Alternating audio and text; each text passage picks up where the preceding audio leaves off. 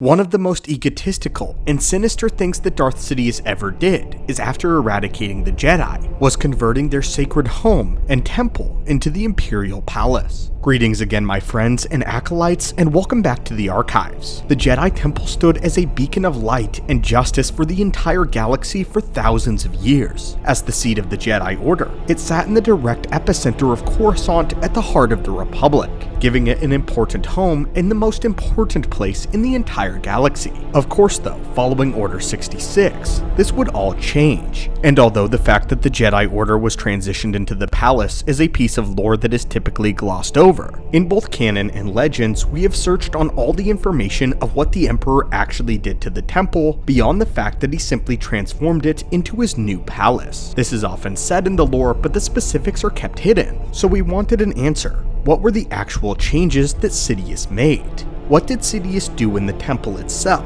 Well, today, my friends, we are going to detail everything that happened to the Jedi Temple following the Jedi Purge, and everything that Emperor Palpatine did when he renovated it into a palace. One of the most prevalent pieces of information following the Jedi Purge in the early days of the Empire was that following Order 66, the temple was used as a trap for Jedi survivors. Once the Purge began, a signal was sent out from the temple on a secure Jedi transmission line, calling all the Jedi back to the temple since the war had concluded. As we know though, Yoda and Obi-Wan would infiltrate the temple and deactivate this crucial code, instead sending out a warning of all Jedi to stay away from Coruscant. Despite this new transmission, however, Palpatine still used the temple as a trap, setting up a team of Purge troopers, Inquisitors, and clone assassins to lie in wait for any Jedi who may try to visit. They captured very few Jedi though due to Obi-Wan's warning, and soon, the Emperor would just decide to set up a thick perimeter of Imperial troopers to wall off the temple permanently. The era of the Jedi was at an end. Once he found the time though, after establishing his new empire, Palpatine's intention was to go through the Jedi archives, spilling over all the knowledge that the Order had hoarded so selfishly for centuries. Unfortunately though, those desires would be dashed whenever the Jedi librarian in canon, Jocasta Nu, would infiltrate the archives in a comic and submit an emergency program in the main terminal, one which would erase all the knowledge in the entire library, stunting Palpatine's growth. Unintentionally though, Jocasta had actually led Palpatine to what he had always truly desired: access to the hidden vault which held the Bogan collection. Palpatine had not been foiled at all. The Bogan collection was a room filled with all of the Sith artifacts that the Jedi had plundered over thousands of years. We learn in the Tarkin novel that Palpatine would take and study all of the artifacts in the Bogan collection before moving ahead with the renovations to the Jedi Temple, officially converting it into the new Imperial Palace. Palpatine would line the halls with dangerous Sith artifacts from both his personal collection as well as the Bogan collection to put them on display, flooding the Temple of Light with the dark side. As for the statues of the outside depicting the Jedi Temple's founders, he tore them all down and replaced them with large statues of himself. Along with this, he ripped down all of the tapestries and precious artwork in the temple, replacing them with Imperial propaganda and banners. To complete his insult to the memory of the Jedi, and to glow over them one final time, Palpatine would convert the High Council chambers and the Spire into his throne room, an official meeting hall. Finally, taking his seat on the throne of power in the galaxy, which once belonged to the protectors of peace and justice, his mortal enemies. However, ironically, everything that we mentioned here was small pittance compared to the actual prize Sidious was after.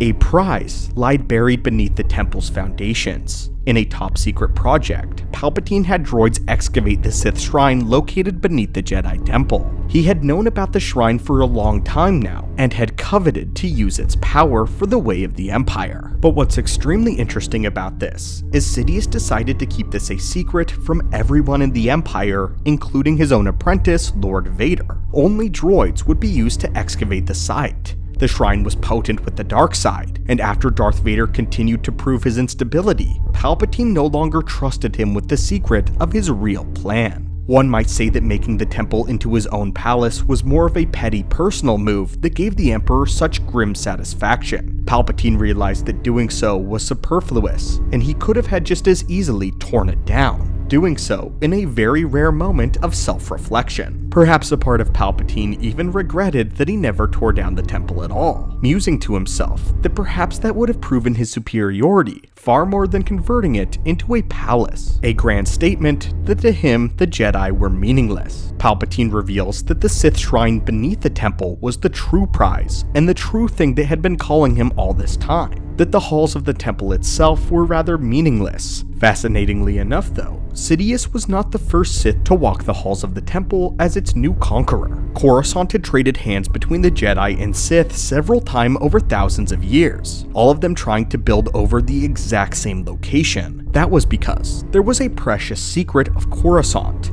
There was a powerful Force Nexus located in the epicenter of the world itself. The Force Nexus was actually a light side vergence in the Force, a vergence which was within one of Coruscant's mountains. One may not know this because of how high the cityscape of the core world would grow, but the Jedi Temple was built upon one of Coruscant's last visible mountains, a mountain originally referred to as the Sacred Spire. In canon, during the time when the Sith dominated the galaxy, they would build this Sith shrine on top of the Vergence in hopes of corrupting it to the dark side, which eventually, unfortunately, the Sith were successful at. That is why the Shrine of Coruscant is so powerful, so sacred. After the end of the Great War, the Jedi would tear down the shrine, and 4 prominent Jedi Masters would lay the foundation of the modern Jedi Temple, hoping to purify this extremely powerful and potent Vergence in the Force. Unfortunately though, even though the Jedi Temple sat there for thousands of years, they were unsuccessful, and the Nexus refused to switch alignment back to the light. The heart of Coruscant now belonged to the dark side.